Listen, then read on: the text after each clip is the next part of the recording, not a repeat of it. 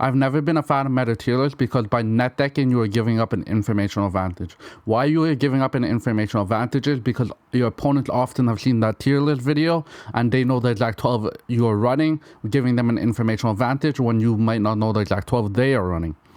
Why this is important is because I think it is unproductive to do meta tier list, and I think it is more productive to show you what the best things to do in the game are, so you can build your own decks around those and maintain a surprise factor that will ultimately win you more cubes. So what exactly is this video? This video will outline 5 different combos that I think are the best things to be doing right now in Marvel Snap. And these combos will consist of 2 to 3 cards, and I will give you a general reason why they're good, what decks they might be able to go in, and what the combo actually is. The first combo I have identified here is Ramp and Buff, which uses the new card Mr. Fantastic. What Ramp and Buff does is it provides you marginal ramp with Mr. Fantastic, but often the biggest part of this is the buff aspect, which means it's very good with any deck running multipliers. So the actual combo is Mr. Fantastic and Gwenpool. Those are your must-have, and then you can choose any buff targets of your choice. Me personally, I play a lot of Silver Surfer. So I'm running Brood, Carter, probably Human Torch in the future. That is how I'm going to use the Ramp and Buff archetype of combo pieces. However, you could also justify this with Mr. Fantastic, Gwenpool, and like a Mysterio in like a Mysterio Sasquatch deck with some tech cards. That's very good. Mr. Fantastic will make your tech cards cheaper, maybe make your Sasquatch cheaper, buff up your Mysterio. Gwenpool might buff up your Mysterio. This is just a great thing to be doing all around.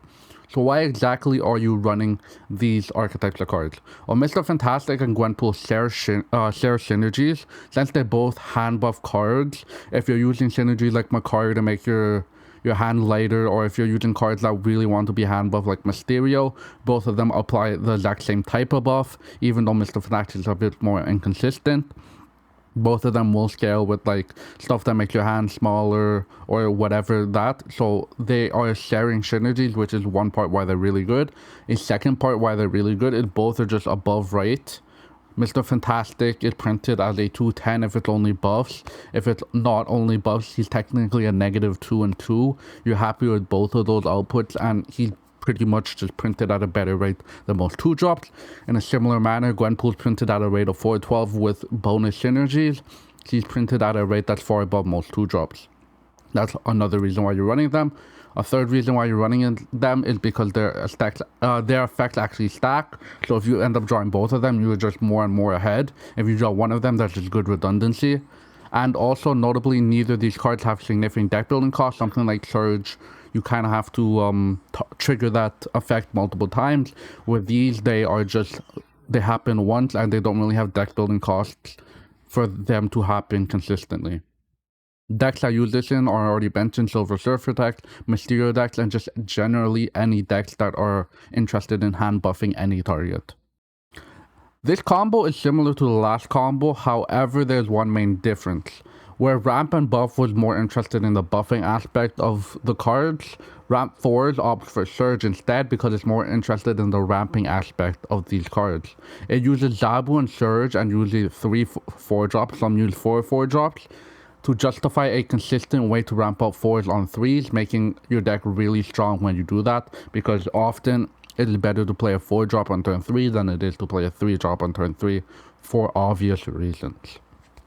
So the reason this is particularly strong is Zabu and Surge provide a redundancy where there's about, I think, a 64% chance you're drawing either of them early, and a slightly lower chance that you're able to output your 4s, meaning you're often in about half your games doing a really strong thing, which is playing 4s on 3s. Moreover, if you end up drawing both of them, it's often a snap condition because they're stacking methods of ramping, meaning when you play Zabu Surge early, your 4s are just 2 cost often now, and you are super ahead. And this is just a really strong thing to do individually, whether you have only Zabu or Surge, but it is an extra strong thing to do when you have both Zabu and Surge, and it is your absolute nut draws. So what type of decks are these going in? They are going in, like I said, decks more focused on ramps. Basically any decks that's running a lot of 4s. Off the top of my head, there's Affliction 4s that runs this. I think they run about 3 to 4 4s. There's the Big Idiots 4s. If you're not familiar with what Big Idiots are, it's the 4s that are 10 plus power, so like Cull Obsidian, Crossbones, and those type of really big cards. Ares, they are very interested in this as well because they very much like playing 4s on 3s, and they can just ramp ahead super hard like that. Otherwise, they often fall back on like a shorter game plan or a story brand game plan to do a similar effect to what Zabu and Surge are doing, which is playing big cards. The last type of deck that this is useful in is these Galacta and Gwenpool tech decks, because what those are saying is it is very, very good to ramp out either Galacta or Gwenpool on turn 3 and then play the other one on turn 4. And I have 2 methods of doing that. Often they might include a third 4 that's pretty good to ramp out, and then you're just very ahead on that. And if you happen to draw Shang-Chi early and you have both these cards on board, Zabu and Surge, even if you don't get rammed for the rest of the game, having a 2-cost Shang-Chi is just kinda nuts. The next combo is a bit different. This combo is not as much a combo to put up points. This is just a combo that I think is the best tech shell in the game right now, and I will explain why. So the combo is running Cosmo and Juggernaut, who synergize together but also just have a lot of overlap. Why you're running Cosmo and Juggernaut is first because they have overlapping applications against tech decks and combo decks. A lot of time, either both Juggernaut and Cosmo can mess up either of those decks, or just one of them can mess it up, but when it does mess it up, it messes it up super hard. So like I said, they have overlapping applications, but they also have different coverage, where Cosmo is very good against these strong on reveals, which are all over the place. Juggernaut a lot of the time might be able to cover a bit more niche interactions. Let's say you're playing against a Living Tribunal deck. Obviously Cosmo's going to be pretty bad, but you Juggernauting a Tribunal out of the Iron Man lane, or Juggernauting an Onslaught out of the Iron Man lane, is very, very strong compared to what Cosmo can do. So they do have overlapping interaction, but they also have different interaction, which makes applying both of them very interesting to decks. But why these 2 cards are particularly strong right now is because there is a lot of tech decks in the game right now, and a lot of decks relying on Shang-Chi, Shadow King, or whatever other tech cards you can think of, Enchantress, right? What Cosmo does here, it kind of just dunks on those decks. You can kind of predict where they want to tech. You smack down a Cosmo, you often get 4 to 8 cubes because your opponent is like, oh, they never run Cosmo, they never run away to be my interaction, I'm going to steal 4 cubes from them. And you say, no, I'm going to steal 4 cubes from you because you don't think I'm running Cosmo, and you're disrespecting what I can do right now. And very often that's just a simple way to get cubes, and those decks don't put up a lot of points where you're playing a proactive game plan with Juggernaut and Cosmo. They are not. In a similar method, Juggernaut's pretty good for those same reasons. If you don't have a deck that dies to one single tech card, but you might have a lane that dies to like an Enchantress, you can Juggernaut them out of the Enchantress lane. The Enchantress goes to another lane where it doesn't matter, and that's just very good. Now onto the combo decks. A lot of times Juggernaut will mess up these combo decks that are playing cards into one lane. Think of like a Moonstone, a Tribunal, or whatever. Juggernaut's very good against those. He's also just generally good against a bunch of decks. Now moving on to Cosmo. Cosmo's good into these combo decks a lot of time because you can snipe a Hela, which often likes to give up priority. You can snipe the offlines on a Kid Omega deck, stopping their Nimrod, stopping their Elixir, which will often win you 8 cubes because it's unexpected, and those decks often give up priority because they're just not very good at priority on when you would be playing your Cosmo. Decks you can play this in, obviously they're both 3-drops. You can play the Silver Surfer, you can play it in V-Hand, Misery, because V-Hand Misery doesn't, they have enough last turn energy to play either of these cards, and you can just play it in Big Idiot 4, playing a Cosmo alongside like a Scar for 3 cost Scar, and then like a Cosmo Juggernaut. Very good. And generally you can just play this in whatever deck you can reasonably fit it in that you don't think the tempo is absolutely horrible on. Back to combos that put up points, because we like to put up points, is Misery's Demons. What Misery's Demons is just a very simple combo of Misery plus the Hood. Why is this such a good combo right now is they buffed Misery for absolutely no reason. Misery was already a good card. At 4-9, she's an absolute outlier in points at the 4 cost.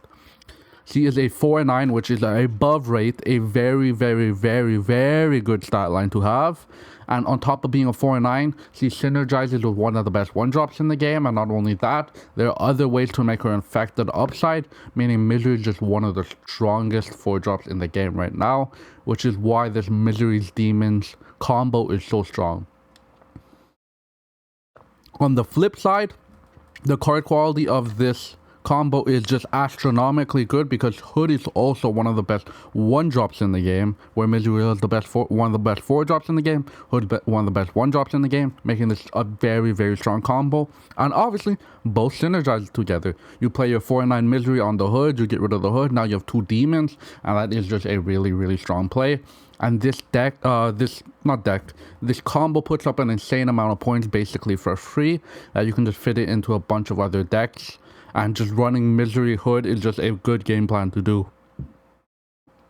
The decks I see this in are Victoria and Misery, which add a bonus synergy to the Hood because it's buffing up your demons with the V-hand, and that's how it justifies this Hood Misery line. Otherwise, decks like Phoenix Force justifies the Misery Hood line by adding more synergies to the Misery, where Misery is helping bring back like a Cassandra Nova. You're still getting your Hood value. You're just putting up a ton of points because they buffed an already good card to make it broken, and it synergizes with one of the best 1-drops in the game, and that's how those decks are justifying it. And last way to justify it is go light on the synergies. You're playing a 4-9, we don't really care. 4-9 is crazy good, and if you happen to draw the Hood in the Misery, you're just super ahead, and you can just play in like a Merlin deck, any Merlin deck basically. Your first option is, okay, I can Misery the Hood, that's good. Otherwise, I can get rid of the Hood with a Merlin spell. I get 2 energy for that. I get an extra card on board for that with Polymorph. That's just a very strong thing to do, and this is why this combo is just kind of nuts, because they buffed a good card to make it one of the best cards in the game, and you're playing alongside one of the best cards in the game that has a strong combo together, and it just becomes super, super powerful. Speaking of Merlin, you could probably run this with the previous Misery line and be perfectly happy running Merlin, Werewolf, Misery, Hood, and you're just happy with that type of deck. So what this combo is what I call moving spells. Why it's moving spells is because Merlin's playing spells which are moving the Werewolf, and you're just very, very happy doing that. So what's the combo? It's just Merlin plus Werewolf by night. Why is that strong? Because Merlin is one of the best cards in the game.